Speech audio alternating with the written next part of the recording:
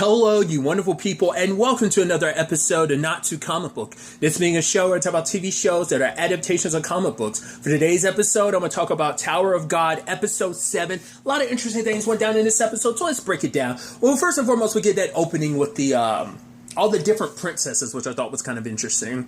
About kind of, showcasing them, the ones we've seen and the ones we haven't, which I'm pretty sure that wasn't in the manhwa. Because the other princesses don't seem familiar to me, especially like the blonde and redhead one that looked like they could be twins. Then there was like a pink hair one. I think you only see her from behind. Like, I feel like that had to be something they made specifically for the show, like just to like showcase that. But I'm like, I don't think you were supposed to even see what they look like this early in the story. They made sure to showcase just the ones you definitely knew about: Andraste, Yuri, and Maria. But like the other three, I wasn't unsure of. Like, even where I was in the series, I don't think I'd got. I feel like with the pink hair one, I feel like I recognize her, but that could be like complete be full of BS. I'm surprised I also didn't think about it last episode when literally that episode Andraste was like, "Yo, we're not supposed to like be with him. We're not supposed to take a lover." It didn't cross my mind to be like, right, a knock.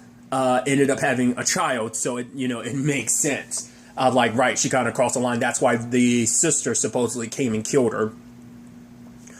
Because Anak broke the number one rule of they're not supposed to not only not be with someone else, because it's mainly because they don't want to take it's not be with anyone else because the King Jihad is very possessive, because it's like, if they use the analogy because I don't think they used the shoe analogy before. Like, that's something that's come up quite a few times, but I'm like, I don't think that analogy was used in the manhwa of like comparing them to shoes of these shoes are pretty and pristine until someone else puts them on. It's like, one, I don't want you to take what's mine, because anyone that gets close to a princess, that power kind of becomes theirs, because that princess might do any and everything for that particular person they're in love with. Two, having a child means spreading the power around. It's like, no, this power is mine. I decide who gets it and when. And it's like, so I don't even remember like that whole bit about him being the first one to ever climb the tower. I mean, it makes sense, but I don't remember that. Because like the King of Jihad, at least where I was at in the series, never got talked about too much. The furthest you ever got from that conversation was like talking about the princesses. That's about it. But stuff about him exactly, like who he was, like his journey to the top of the tower, and then him making everything, and bestowing his boon, his power to the princesses. That's as far as it goes, to my understanding. At least from what I remember of what I read. I don't think it ever really went at least at that point in the series, didn't really go too far into the king. He's still kind of an enigma, even to me.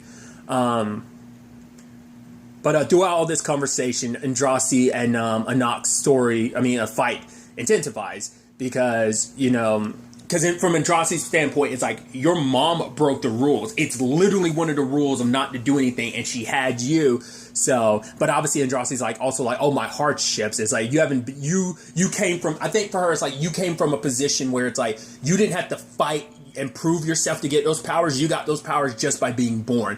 Whereas like every other princess had to fight tooth and nail to prove themselves to get a glimpse of that power. You just happened to be born with it, which is almost like which is a huge spit in Anak's face, because it's like, I haven't gone through any hardships. My mom and dad dying, yeah, that's no hardships. My mother being murdered, no hardships, right?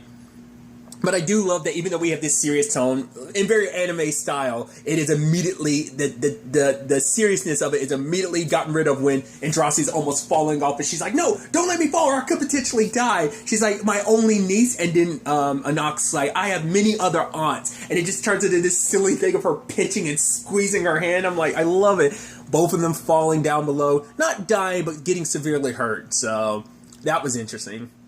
But it is a thing of, Andraste's like, I know your mom was nice to me when I became a princess, so I hold no ill will towards her. But it's like, do you think your mom regrets it? And for Anak, it's like, maybe not. Maybe not. She doesn't really know. My mom's not around to really. But considering their lives, it's like, for her, it's like, maybe being with me and dad made her happy, and maybe she doesn't regret it, or maybe she did. I don't know. But I think she was leaning more towards like, no, mom seemed happy. I don't think she did, So at the same time this is all happening, you got your boy Shibitsu and Hot's both in trouble because like they don't have the list of names that they're supposed to get, and it's just like, oh, we don't have anyone we can turn to, because Kun and Bomb had that whole conversation about friends and stuff like that, because it's like, right, like Bomb is kind of upset like that things between Anak and Andrasi ended that way, because it's like, oh man, but we're supposed to kind of be in this together. But Kun reminds him, it's like, right, this is a competition. Those who have power and just kind of waste their opportunities, he's like, that's kind of stupid. But you know, Bomb convinces Kun to help out Shibitsu. It's like, right, like, because it was another thing that Rachel taught him, that he's like, all right, fine, all right, Bomb. Once again, it's just like Kun can't say no to Bomb, so convincing Andrasi and Anak to, it's like, yeah, we'll give you food because of her medical bills. Andrasi doesn't have enough money doesn't have enough points to actually buy food. And so they're like holding it. It's like, right, we will bring you food every day if you sign this. And then even Hot's being like, yeah, you're the most beautiful princess and stuff like that, playing into her ego, which I'm like, I don't remember that. And even seeing him kind of blushing and stuff, I'm like, that's not Hot's, but it's like, oh, that was Kun feeding him that line. Even doing the same thing for Anak, giving her chicken pie. I'm sure that was an even bigger weakness. I wonder, did Kun figure that out, or was it just like happenstance that it just happened to be that? I mean, it's her dad's particular chicken pie she was fancied, but I mean, maybe maybe in general she has a big thing for chicken pies. But yeah, they get all the names and stuff like that, and Hot having to just reluctantly be like, I'm in your debt, and Kun's like, what? I didn't hear that. He's like, oh, arigato gozaimasu. He's like, and he's just shaking with fury from having to do that. And even Bomb asking, like, oh, did you do that so Hots would say that? He's like, nah, basically it's like, nah, you're thinking too much, Bomb. Of course I didn't do that just for that reason. But it's pretty dope. It's just like these little moments between the characters. I love it. Because, you know, Shibitsu was so worried about failing and stuff like that. And on the conversation of failing, Ho is definitely kind of like, you know, he's not hitting the mark like he should be able to with those balloons and destroying them. And Bomb ends up missing and ended up destroying 3 at once rather than destroying one with direct contact, which Ho is getting more and more like frustrated by. But it turns out Bomb was able to help because Bomb was able to do his thing because Laro helped him. It's like, oh, it's like, wait, why did he what kind of trip? Why'd you give him a tip? It's like, well, he helped me. Basically, he was looking for his pillow, and Serena was like drooling all over it. So it's like, here, I made you a makeshift pillow, and I'm gonna wash this for you. And simply because of that, just the small kindness that is Bomb, just helping people out. He got tips from Lauro, and Lauro being like, yeah, just helping the weak, right? So he's picking up more and more about the way Ho's been reacting, and just kind of like how angry he's been getting. Redhead with the eye patch, she came across Ho and just saw that distorted look on his face. It just like, because he starts asking questions like, Owen's like, do you know what Bomb's whole identity is? Like, what his whole deal is? It's just infuriating because like he didn't know anything about controlling Shinsu, and now all of a sudden, bam, he's top dog with it. All of a sudden, it's like, nah, that's not fair. And even later getting a letter being like, do you want to know a way to pass a test? We don't find what the context of the letter is. I remember who gave the letter. I just don't remember the context of why. That's the biggest thing I'm missing. I was like, I don't remember why they were setting that plot development, why they were setting that up. I just remember who it was. So that was interesting. But what's also interesting too is like Rachel seems like to be the most outlier because she continues to eat on her own with the apple and everything. But like that whole thing last episode, her like thinking about Bomb slipping away from her surrounded by so many people. It's like now it's happening because Bomb's there surrounded by so many people and she's all alone. Which Andrasi notices that and goes over to her. After talking about Yuri being someone that's very ferocious, and Bomb's like, no, she seemed really kind to me. It's like, oh, she didn't hit you? He's like, well, she did hit me with a flying kick. And Shibisu being like, leaning over to Lowry being like, is that what all the princesses are like? He's like, probably. And it's like, and you know, and Andrasi overhears him and is like, what's that supposed to mean? He's like, no, nothing. And so she goes and meets with, Rachel or Michelle Light. And it's like, oh, you're avoiding him and stuff like that, which she's kind of dodging the questions. But then it's like, I hope whatever it is that you're trying to find at the top is worth, more than him. And that kind of pisses Rachel off. It's like, who the hell does she think she is? Like, what does she know about my circumstances? It's like, yeah. But that's the thing for some people. It's like, the fact is having someone and being romantic on some level, like, man, you have a man who's willing to fight tooth and nail, risking death just to chase after you, and you won't even talk to him. You won't even let him know this is where you are. Yes, Rachel has her reasons, but like, and I think that's the interesting thing about it. There's a few characters you're starting to see the cracks in like who they are a little bit, the mask. And that's the thing of like, I don't remember if they set that up the way they did. I think they were kind of hinting to like Rachel's mindset a little bit at this point in time. I don't know. I feel like that scene with Andraste I remember vaguely, so I think they were like laying the groundwork for like just understanding like her mindset of like why she won't reveal herself to Bomb, But obviously everyone that kind of failed their test have to like take the next test, which is a game of tag, which Quant is running it, which even Leroy's like, oh god, have to get the basically biggest simple-minded ranker to run this test, which he's not a big fan of that.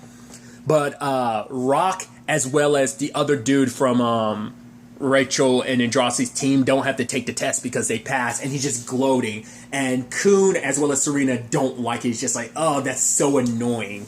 I think that does answer the question I had, because I think that's a scene that was completely cut. Like, I remember, I feel like Rock and him were throwing constantly all the time, and I think that entire thing got cut. I feel like I vaguely remember, Rock, throwing a whole bunch of spears, doing it over and over. I think it was, a whole thing between them, constantly throwing.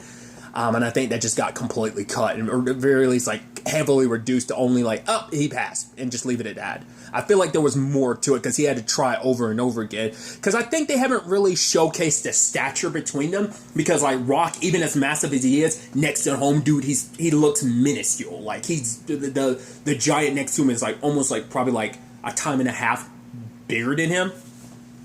1.5 times bigger would have been a better way to say that.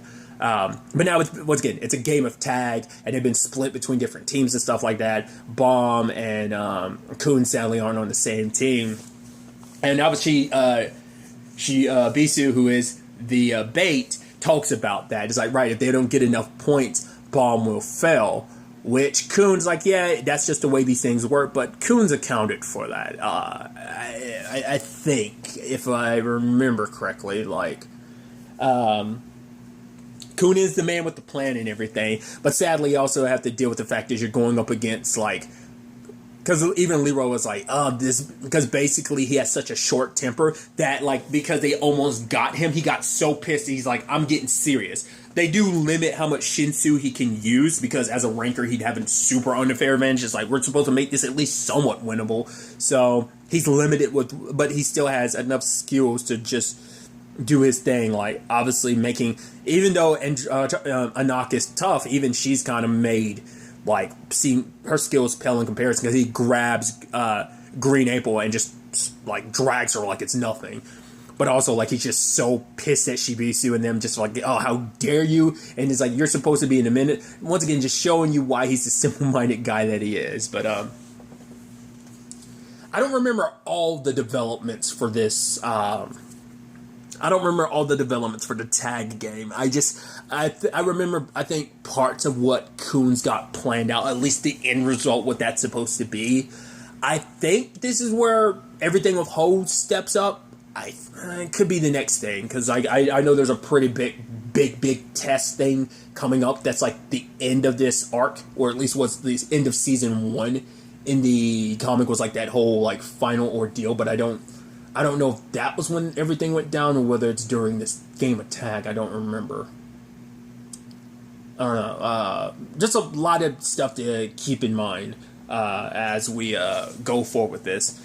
Once again, just Han Sung-yu just making all these unilateral decisions and stuff like that. I'd even forgot to bring that up last episode. No, that was this episode where it's right, Anak isn't with them, because it's like, right, we left her behind. Well, more so like she made a unilateral decision to cut us from the team. So that was like, I forgot that was dialogue from this episode. But yeah, I'm really interested to see where all this ends up taking us going forward into the next episode. Really, that's all I want to talk about. So the next time we meet, be happy, be safe, live life to the fullest, and enjoy it. Good day and goodbye.